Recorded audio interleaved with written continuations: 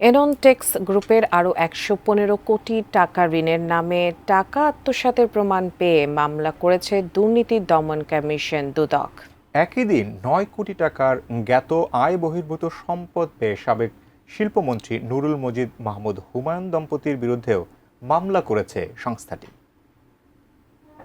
এবার কাগজে প্রতিষ্ঠানের নামে আলোচিত সমালোচিত এননটেক্স গ্রুপের অর্থ আত্মসাতের ঘটনা খুঁজে পেয়েছে দুর্নীতি দমন কমিশন।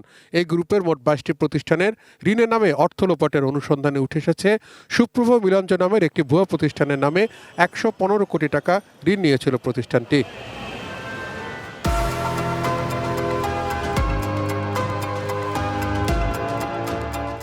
দুদক বলছে ২০১৩ থেকে ১৫ সালে ভুয়া প্রতিষ্ঠান খুলে জমি বন্ধকের মিথ্যা তথ্য দিয়ে জনতা ব্যাংক থেকে টাকা লুটপাট করেন তারা, যার সঙ্গে জড়িত ছিলেন ব্যাংকটির কর্মকর্তারা। এ ঘটনায় দুদক প্রতিষ্ঠানটির এমডি জালাল উদ্দিন সহ ৫ জনের বিরুদ্ধে মামলা করেছে। যথাযথ যাচাই বাছাই না করে মর্টগেজকৃত জমির অতি মূল্যায়ন সহ মিথ্যা তথ্য সম্বলিত প্রতিবেদন উপস্থাপন করে সুপ্রভ মিলঞ্চ স্পিনিং লিমিটেড প্রকল্পের অনুকূলে ঋণ অনুমোদন এবং বিতরণ করে জনতা ব্যাংক লিমিটেড, জনতা ভবন কর্পোরেট শাখা, ঢাকা হতে ১১৫ কোটি টাকারও বেশি আত্মসাতের অভিযোগ অনুসন্ধানকালে প্রমাণিত হয়।